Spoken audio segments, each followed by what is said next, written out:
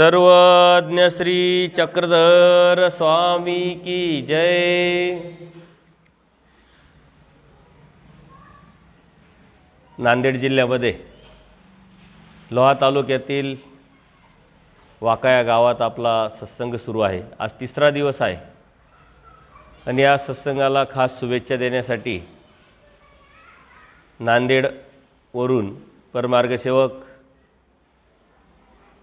शिक्षण विस्तार अधिकारी माननीय कृष्णकुमार फटाले साहेब आलेले। सर्वांनी आपण टाळ्या वाजवून त्यांचं स्वागत करू। आज तिसरा दिवस आहे। पहिल्या दिवशी आपण उपदेश काय आहे, कशामध्ये उपदेश आहे, उपदेश घेणं म्हणजे काय, त्यातले फायदे तोटे परमेश्वरांनी सांगितलं तत्त्वज्ञान आपण समजून घेतलं, जाणून घेतलं आणि ते जाणून घेतल्यानंतर कोणतं असं कर्म आहे की ज्या कर्मातून आपल्याला परमेश्वर प्राप्ती होऊ शकेल। आपला धर्म हा फक्त आणि फक्त परमेश्वर प्राप्तीसाठी आहे, म्हणून तो परमेश्वराचा आहे आणि परमेश्वर प्राप्तीचा धर्म, परमेश्वराचा धर्म स्वीकारायचा असेल तर अनन्य भावे एकनिष्ठ भक्ती करून कर्मकांडातून बाहेर पडून मिश्र भक्तीतून बाहेर पडून जर आपण केली तर तो परमेश्वर भेटेल आणि त्यासाठी तो धर्म आहे।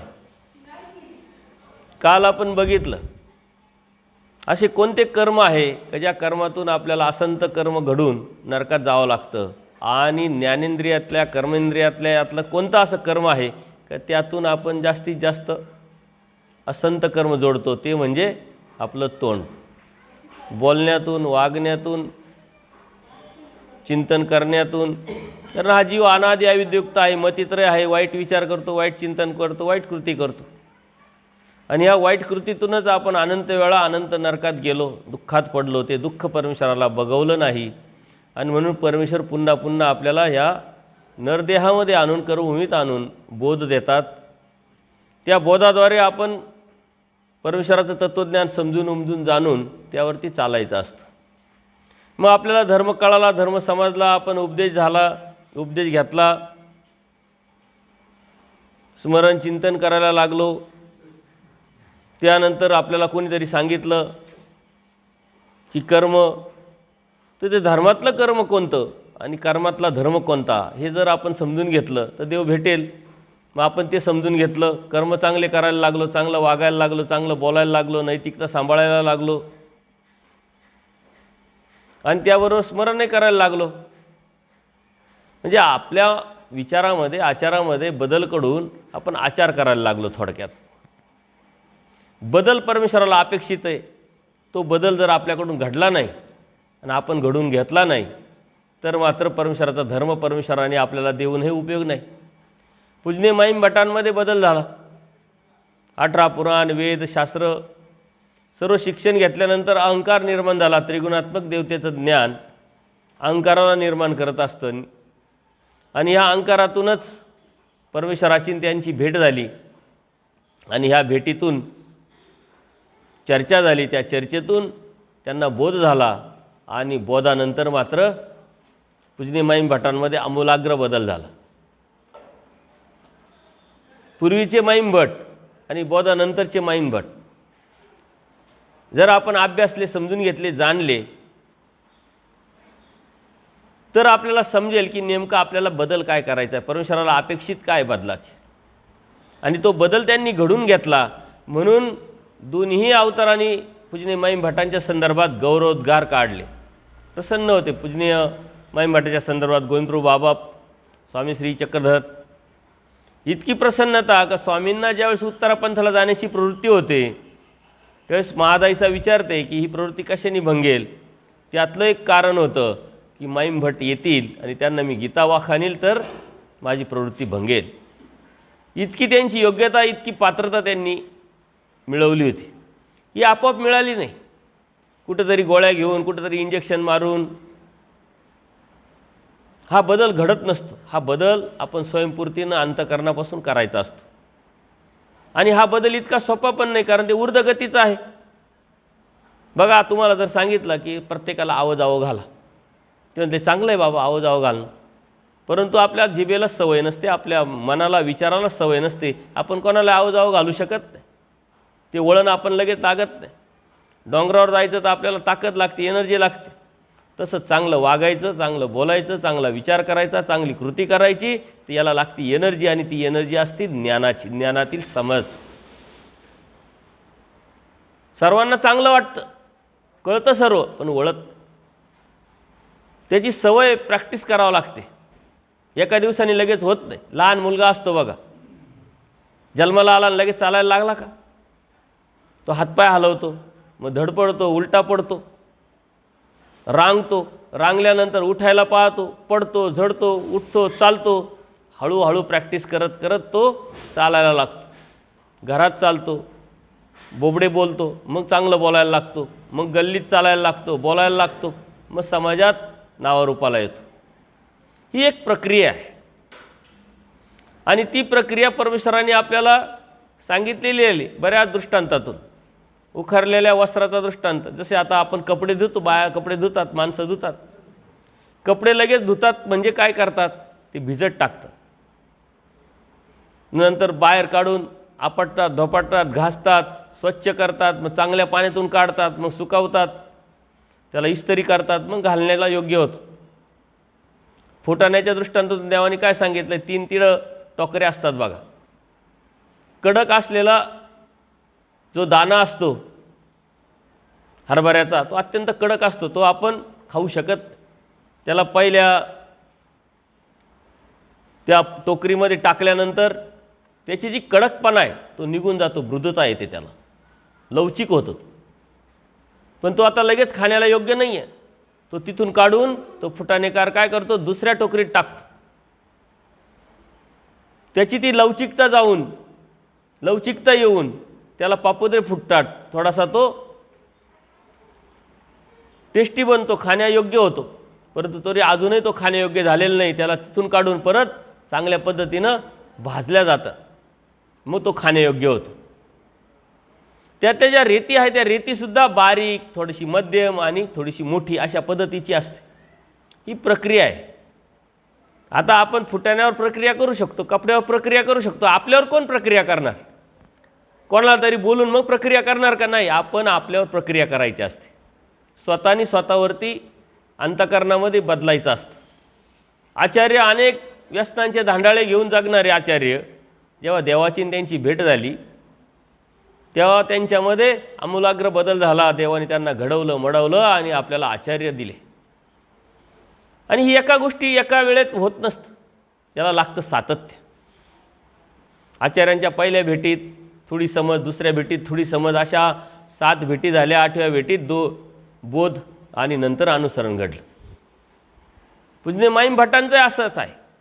दिवसभर देवाकडे यायचे, चर्चा करायचे, चर्चेतून मग त्यांच्यामध्ये उमगलं आणि वर्षानंतर त्यांनी अनुसरण केलं. ही चर्चाच वर्षभर चालली. परंतु ज्यावेळेस अनुसरण केलं त्यांची तळमळ बघू पाहू करत करत वर्षातून मग महिन्यावरून 8 दिवसावर 1 दिवसावर आले. जाऊ आणि मग येऊ म्हटले नाही, लगेच उठले आणि रुद्रपूरला गेले. हा बदल आहे तो आपण करायचा असतो. आणि हा कोण करेल? ज्याला परमेश्वर हवा आहे, ज्याला परमेश्वराची मुक्ती हवी आहे, ज्याला परमेश्वराचा आनंद हवा आहे. परमेश्वरा व्यतिरिक्त आपल्याला जर पाहिजे असेल तर तो बदल करत नाही. तो मग स्थानं करतो, विडेवा, तो प्रक्रिया करत राहतो, वेगळी क्रिया, त्याचा रस्ता वेगळा आहे. त्याला दृष्टपर भक्तीची अभिलाषा आहे, भौतिक सुखाची अभिलाषा आहे, तो मात्र हे करतो. आणि ज्याला परमेश्वर प्राप्तीची आस आहे तो अभ्यास करतो, समजून घेतो, जाणून घेतो, साधू संतांनी केलेल्या मार्गदर्शनावरती चालण्याचा प्रयत्न करतो, बदल करतो. इतकं सोपं नाही आहे, लगेच नाही होत ते. परंतु करण्याची जेव्हा इच्छा होते आणि प्रयत्न करी दैवाचे साय, जेव्हा तुम्ही प्रयत्न करतात तेव्हा परमेश्वर साह्य करतात. महादाईसाचंही तसंच आहे, औसांचं तसंच आहे. भेटत आल्या, पहिले दर्शनाला आल्या, नंतर आवड निर्माण झाली, आवडीतून मग बोध झाला, बोधातून अनुसरले, मग आचार केला आणि मग देवाला प्राप्त केलं. आपण तर 20 वर्षे 40 वर्षे 30 वर्षे उपदेश घेतला, दर्शनाला येतोय, दर्शनालाच येतोय, बदलच नाही आपल्यामध्ये. आवडी नाही, आवडीनंतर बोध नाही, बोधानंतर आचार नाही. ही प्रक्रिया करणार कोण तुमच्यावरती? हे परमेश्वर नाही करत. परमेश्वरांनी बोध देऊन आपल्याला ती कड करायला लावलेला, आपल्याला ती प्रक्रिया करायला लावलेली आहे. म्हणून परमेश्वराला बदल अपेक्षित आहे, तो बदल महत्त्वाचा आहे. आणि तो बदल आपण जर करू शकलो नाही तर देव आपल्याला भेटू शकत नाही.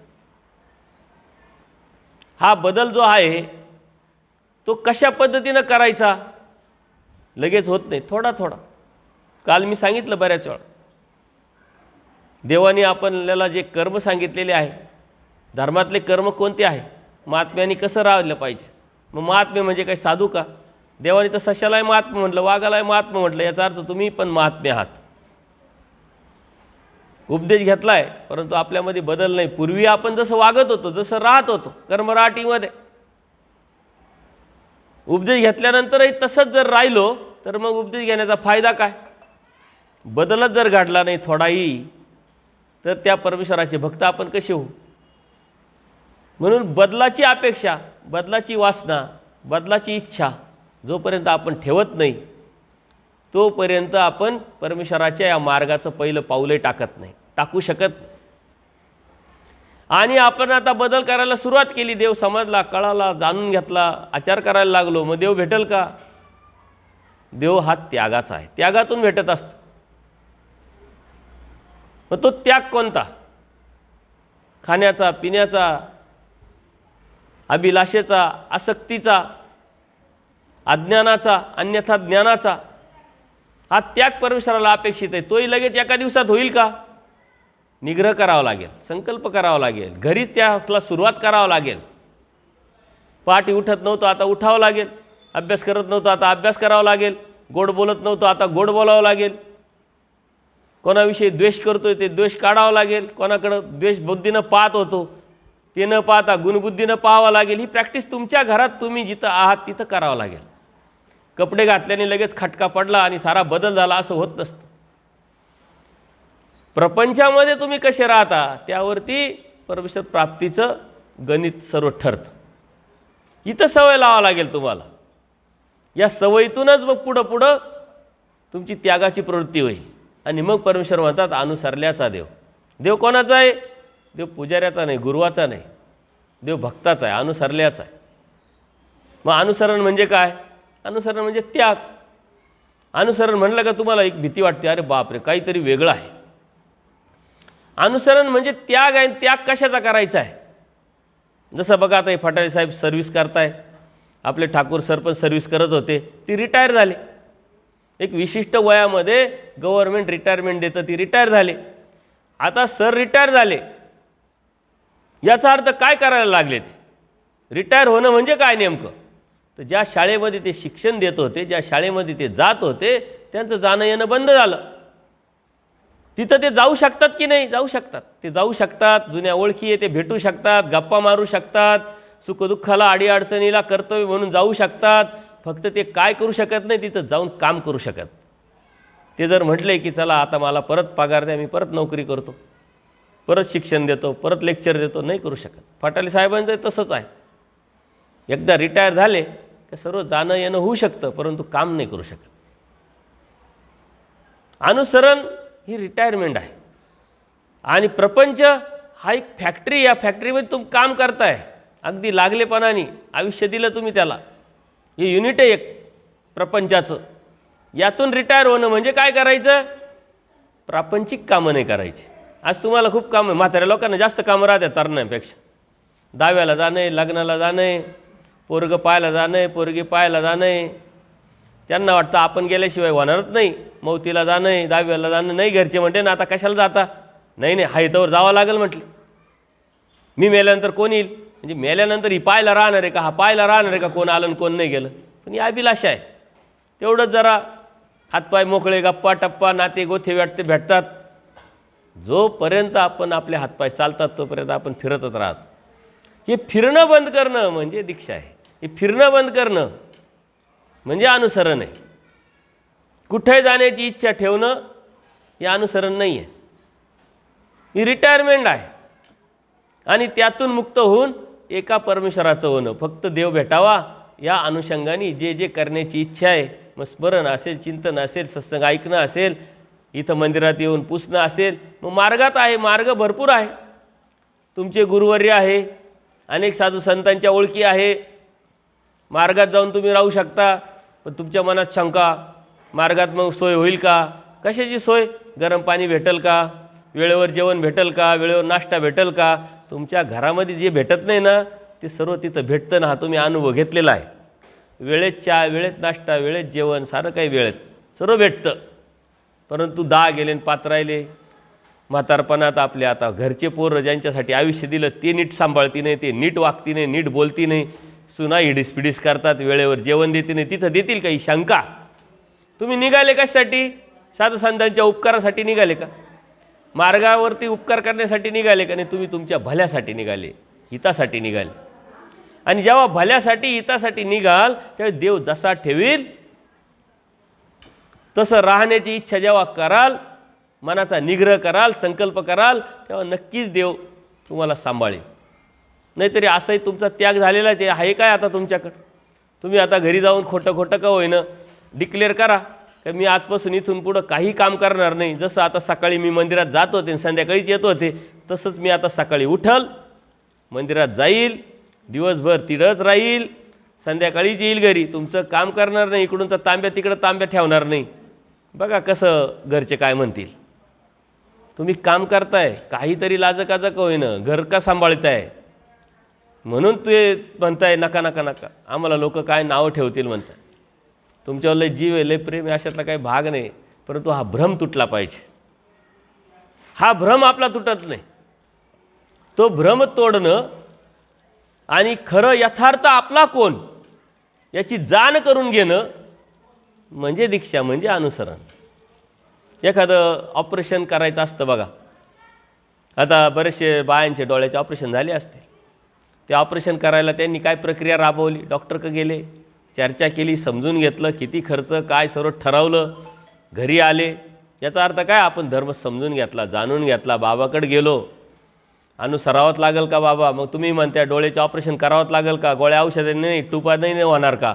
डॉक्टर म्हणतो नाही, ऑपरेशनच करावं लागेल. तसं आपण समजून घेतलं, घरी आलो, नियोजन केलं. मग डॉक्टर म्हणतात सोमवारी या. मग जाताना सारं घरदार, इस्टेट, कपडे, लत्ते घेऊन गेलो का आपण? आपण काहीच घेऊन गेलो नाही. आपल्याबरोबर एखादा दोन माणूस आणि आपण डॉक्टरकडे गेलो. मग डॉक्टरनी सर्व पाहिल्यानंतर चेकअप, BP, शुगर, हे ते, योग्यता अयोग्यता काय असेल ते आपली पाहिली बाबांनी पण. तसं डॉक्टरही पाहतो आणि मग तो ऑपरेशन थिएटरमध्ये नेतो. आता ऑपरेशन थिएटरमध्ये काय आपले नातेवाईक आपल्याबरोबर येतात का? ते बाहेरच राहतात. म्हणजे आपण आतमध्ये जातो. आता डॉक्टर काय म्हणतात? तुमचे कपडे आता आम्ही जे देतो, तुमचे निर्जंतुक चांगले कपडे आहे ते घाला आणि हे कपडे काढा. कारण आता तुम्हाला महिनाभर आंघोळ करता येणार नाही. नीट आंघोळ करून घ्या, व्यवस्थित डोक्यावर पाणी टाकून घ्या. ज्यांचे डोळ्याचे ऑपरेशन झालेले त्यांना हा अनुभव आहे. मग आपले कपडे बदलले जातात आणि मग डॉक्टर येतो, ऑपरेशन करतो. मग आपल्याला नीट दिसायला लागतं. दीक्षा अशी ऑपरेशनसारखीच आहे. आपल्याला अनादि अविद्यायुक्त जीव आहे. ती अनादि अविद्या जी आहे ती आपल्यातून कट करायची, वेगळी करायची. एवढं मोठं ऑपरेशन आहे तर थोडासा त्याग करावा लागेल. याचा अर्थ काय? आपण गावातून निघालो, नातेवाईकातून निघालो, घरातून निघालो, तिथे गेल्यानंतर कपडे बदलले तर देव ऑपरेशन करतात. ती अनुसरण आहे. अनुसरण म्हणजे काय खूप मोठा डोक्यावर डोंगर घ्यायचा असं नाही आहे. यदा कदाचित भविष्यात तुमचं वय झालं आहे, तुम्हाला भीती आहे, कोणी करल का नाही शंका आहे, ते ज्यांच्यासाठी तुम्ही सारं आयुष्य दिलं त्यांचं काम आहे सांभाळण्याचं. बघा आता हे फटाले साहेबांचे आई वडील दोघंही दीक्षित आहे, दोघंही शिक्षक होते. मार्गात राहिले, सूट नाही झालं, नियोजन नाही झालं, स्वभाव असतो, वय असतं, परिस्थिती असते, तिथली सिस्टम इथली सिस्टम, यात सूट नाही झाले, घरी येऊन आपला धर्म सांभाळतात. ही त्यांची ही ड्युटी काय करतात? हे आपले गुरुवर्य आहे, ही आपली तपस्विनी आहे, ही आपली साधू आहे, म्हणून ते सेवा करतात. यांची ड्युटी हे करतात, ते त्यांचा धर्म सांभाळतात. परिस्थिती बदलली आहे. मी तर सांगत राहतो, आता सारे आश्रमच घरं झाले. आता घरालाच झेंडे लावून आश्रम करा. सरांनी सकाळी सांगितलं बाबांना, इथं झेंडा लावून टाका, कायला वनवन करत्या, आश्रम करून टाका. आश्रमांमध्ये काय असतं? परंतु तिथलं असणं आणि इथलं असण्याच्यात फरक आहे. तिथं काम करतात, कर्माचा नाश होतो. तिथलं ते वातावरण आहे. ज्या आश्रमामध्ये सकाळ दुपार संध्याकाळ नाही, पण 3 वेळा नाही तर 2 वेळा अवसर होतो, एखाद्या वेळेस पोथी होते, पाठीचं उठणं स्मरण होतं, साधू संत सांभाळतात, आपलं म्हणून 4 गोष्टी सांगतात, समजावतात, त्या आश्रमात नक्की जा. आता सारेच आश्रम असे नाही आहे, ते तुम्हाला समजून जा. तुम्ही डॉक्टरकडे जाता म्हणजे लगेच सांगितलं, लगेच औषध घेतलं, लगेच ऑपरेशन केलं, असं होत नाही. 4 डॉक्टरकडे जाता, ओपिनियन घेता की नाही तुम्ही, 4 डॉक्टरकडे जाता, जो योग्य वाटेल त्याच्याकडे ऑपरेशन करता. तसं आश्रम भरपूर आहे. नाही तर आता सरपंच नाही तर मी सरपंचांना सांगणार होतो, तर तुमचं गाव 95% उपदिशी आहे आणि वय झालेले बरेचशी मंडळी 100 तरी निघतील, काढले तर खोडून खाडून आहे ना. मग आता इथंच एखादा आश्रम तयार करा, त्या आश्रमामध्ये 1 एकरामध्ये चांगला आश्रम, तिथं रूम, फॅन, लाईट, पाण्याची व्यवस्था, आणि मग सकाळचा नाश्ता, चहा, दुपारचं जेवण, संध्याकाळचं जेवण. साऱ्या म्हाताऱ्यांनी दीक्षा घ्यायची आणि तिथं राहायचं. नाही दीक्षा घेतली, अशाच कपड्यात राहिले तरी ती दीक्षाच आहे, असं काही नाही. जेव्हा तुमची इच्छा होईल तेव्हा तिथं घ्या, तिथंच राहायचं, घरी नाही यायचं. घरच्यांना लय आवडतं आहे ना, लय प्रेम आहे ना, येतील भेटायला, खाऊ घेऊन येतील. नुसते तुम्हालाच नाही आणणार, मग 100 म्हाताऱ्याला घेऊन येतील, 100 जे बाबा लोक आहे त्यांना घेऊन येतील, नातू येतील, नात येतील. पण म्हातारीचाच जीव तिकडे जर ओढा राहत असेल तर ती निघल का घराच्या बाहेर. गावातच एक आश्रम तयार करायचा मस्तपैकी. आज आहे ना सरपंचनबाई आहेच, जमिनी आहे, शेड आहे, पण सेवेची भावना असली पाहिजे आणि सर्वात पुढं तुम्ही झाल्या पाहिजे. वाजवा टाळ्या. मग होणार का नाही, पुढं होणार की नाही, होणार. वाजवा टाळ्या. आणि सरपंचीन बाई बरोबर कोण कोण जाणार, हात वर करा. मैत्रिणी एक काही नाही का याच्यात तुमची आहे. एक मैत्रीण निघाली, दुसरी निघाली, तिसरी निघाली, चौथी निघाली, भरपूर मैत्रिणी आहे. विश्वास आहे तुम्हाला, देव जवळ करायचा आहे, देव मिळवायचा आहे. देव कोणाकोणाला पाहिजे, हात वर करा. सर्वांनी पाहिजे. वा वा वा. मग देव जर मिळणार आहे, देव मिळवायचा आहे, तर हा छोटासा त्याग खूप मोठा त्याग आहे का. बरं, त्याग करायला तुमच्या नावावर शेती आहे का, आता तुमच्या नावावर घर आहे का. तुम्हाला त्याग फक्त 2च गोष्टीचा करायचा आहे. आता केस त्याच्यातले निम्मे शिम्मे ते गेले, राहिले ते सफेद झाले. दुसरा त्याग कपड्याचा. कपडे म्हणजे ह्या कलरच्या लुगडे घालायचे ऐवजी त्या कलरची साडी घालायची. साडी का लुगडे जसं जमेल तसं तुम्हाला. पण एखाद्याला वाटेल नाही नाही नको नको बाबा असं नाही, तर असंही राहिलं तरी काही हरकत नाही. पण घरातून बाहेर पडून जेव्हा 10 बाया बघा तुमचे इथं पहिल्या दिवसापासून कार्यक्रम चालू आहे, किती मस्त गेले ना कार्यक्रम. सकाळपासून येतात, नाश्ता भेटतो का नाही वेळेत, चहा भेटतो का नाही वेळेत, सारखे तर स्मरण नाही करू शकत. गप्पा टप्पाही झाल्या. फक्त गप्पा टप्पा कशाच्या करायच्या, देवाच्या. तुम्ही गप्पा टप्पा कशाच्या केल्या, सुनाईच्या, त्या बंद करायच्या. नाही तर हिनं सांगते माझ्या सुनाची, मी सांगते तुझ्या सुनाची. तुझी सून चांगली बाई, माझं काय खरं आहे. ती म्हणते नाही नाही नाही तुला माहीत नाही बाई, माझी तर लय खोडीची आहे. असं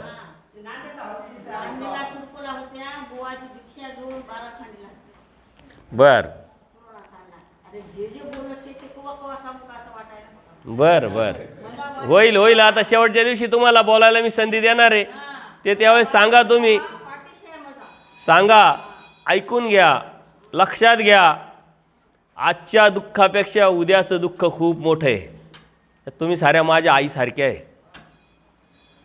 आजच्या दुःखापेक्षा उद्याचं दुःख. आजचं दुःख काय, तुम्हाला सांभाळ का नाही, वेळेवर भेटेल का नाही, परंतु ते सहन केलं तर उद्याचं जे मोठं दुःख आहे नरकात जाण्याचं, ते टाळणार आहे तुमचं. आणि आजचं सुख कशात आहे, घरी कसे का असे ना आपलं घर आहे, हाडझाडका होईना पण काहीतरी भेटत आहे.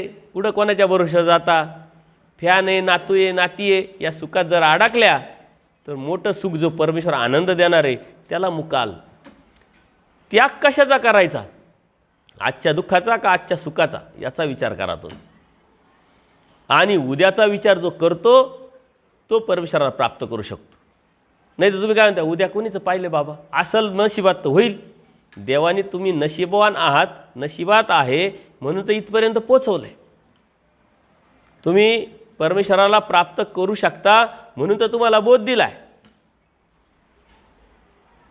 नाही तर निरानंद जीवाला आनंद देण्यासाठी परमेश्वराने सृष्टी निर्माण करून स्वतः अवतार घेऊन किती मोठी रिस्क घेतली. निरानंद जीव मुळात, आणि त्याला आनंद द्यायचा आहे. ज्याची योग्यताच नाही आहे, ज्याची पात्रताच नाही आहे, जो अनादि अविद्यायुक्त आहे, अज्ञान आहे, मतित्रय आहे, अनंत दोष आहे, त्याला परमेश्वराने आनंद देण्यासाठी सृष्टी रचना करून स्वतः अवतार घेतला. फक्त आणि फक्त हा जीव सर्वाधिकारी करायचा ठरलं तर हा जीव करू शकतो, मिळवायचा ठरलं तर हा जीव मिळवू शकतो. हा बोध दे, बोध दिल्यानंतर हा पात्र होऊ शकतो. म्हणून देवाने या 2-4 गोष्टीमुळं, तुमच्या गुणामुळं परमेश्वराने एवढा उपद्याप आपल्यासाठी केला आहे. आपल्या कुटुंबियांनी काय केला उपद्याप? त्यांचं तर कर्तव्य त्यांनी केलं, त्यांची ड्युटी तुम्ही केली. तुम्ही काय उपकार नाही केला समाजावरती, नातेवाईकांवर, तुम्ही तुमचं कर्तव्य केलं. तसं त्यांनी कर्तव्य केलं. पण परमेश्वराने काय केलं आहे आपल्यासाठी जेव्हा कळेल आपल्याला, तेव्हा त्या परमेश्वरासाठी त्यागाची तयारी आपण ठेवू. आपली त्यागाची तयारीच नाही. म्हणून अनुसरणाची इच्छा असली पाहिजे. मग ती कशी, केव्हा, कधी, त्याच्या आयडिया आमच्याकडे आहे. तुम्हाला आत्ताच एक आयडिया दिल्या, इथंच आश्रम तयार करायचा, नाही लाभ नका जाऊ, काय हरकत नाही. पण घरातून बाहेर पडून त्या आश्रमात राहायचं. आज समाजामध्ये वृद्धाश्रम निर्माण झाले. मात्रा मात्रेला लोक सांभाळीत नाही, लोक तिथं जाऊन टाकीत आहे, तिथं राहतात. तुम्ही भाग्यवान आहात, तुमचं गाव सदन आहे. आणि खेडेगावांमधील शेतकऱ्यांच्या आया बाप अजूनही वृद्धाश्रमात गेलं नाही, हे प्लस पॉईंट आहे. हे शेतकऱ्यांचे संस्कार आहेत, चांगले कष्टाचे संस्कार आहेत.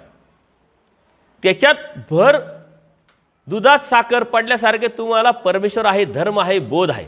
जर यदा कदाचित तुम्हाला बोध नसता, धर्म नसता, तर तुम्ही काय केलं असतं? तिथंच मरायचं आहे मग शेवटपर्यंत. कसं आहे राहून, कसं आहे खाऊन, कसं आहे सांभाळू. म्हणून या ज्या गोष्टी आहे या तुम्हाला फायद्याच्या कशा आहे हे आपण लक्षात घ्यायचं. तुम्हाला वाटतं दीक्षा म्हणजे लय मोठी, लय काहीतरी. परमेश्वराने आपल्या हितासाठी त्याग करायला लावलेला आहे. आणि तो त्याग ज्या आपल्या नातेवाईकांच्या विषयी, आपल्या घराविषयी, आपल्या नावाविषयी, आपल्या अस्तित्वाविषयी जे लागले पण आहे, आपले पण आहे, ते मनातून तोडायचं. नाहीतरी मनातून तुटलेलं आहे तुमचं. मनात काय आता कोणाविषयी पण तुम्ही सांगू शकत नाही. त्या घरात राहायचं, तिथंच बोलायचं असं होत नाही. म्हणून तुम्ही मुके आहे, गप्प झाले आहे.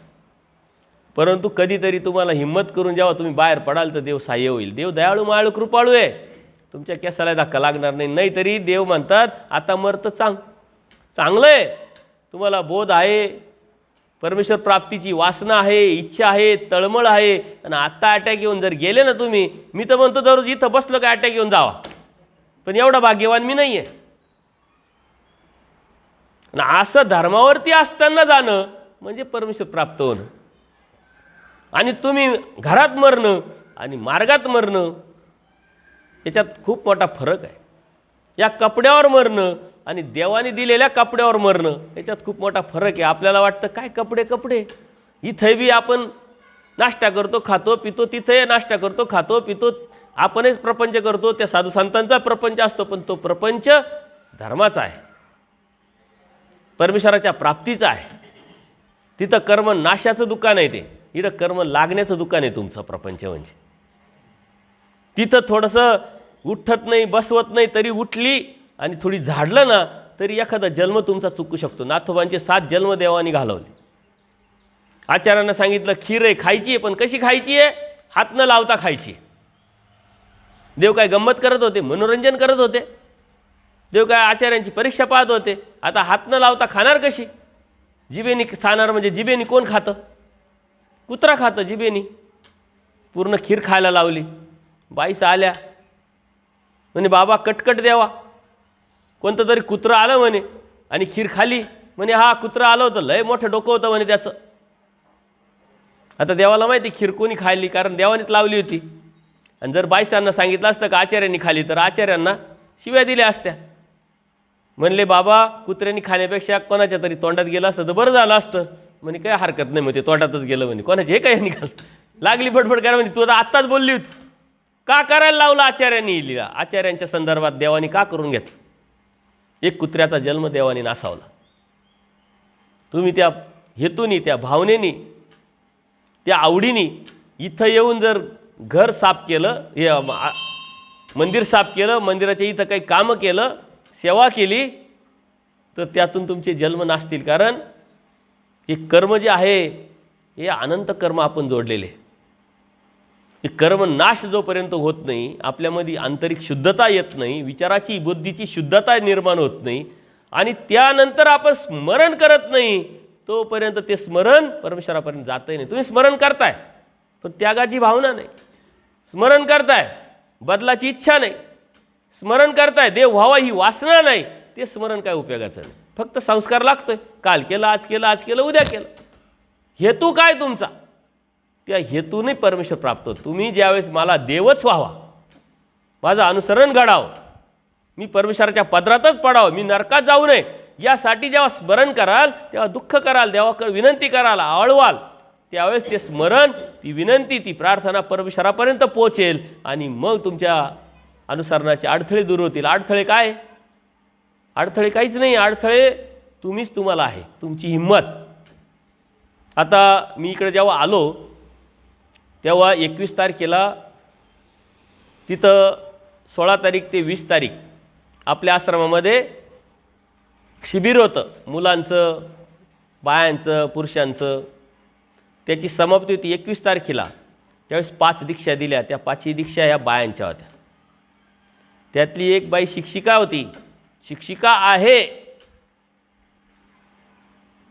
20 वर्षापूर्वी ठरवलं, लग्न तर झालंय परंतु मला देव पाहिजे. अभ्यास नाही, कुठं जाणं नाही, परंतु ठरवलंय. आणि ठरवल्यानंतर एकाच मुलीवरती ते थांबले, दुसरं अपत्य होऊ दिलं नाही. त्या मुलीचं लग्न झालं, ती अमेरिकेत गेली, हे मोकळे झाले, काही जबाबदारी राहिली नाही. परंतु ड्युटी आहे, ड्युटी करून 4 वर्ष ड्युटी केली तर पेन्शन भेटेल, ते पैसा भेटलं तर धर्माला लावता येईल, ही अपेक्षा आहे.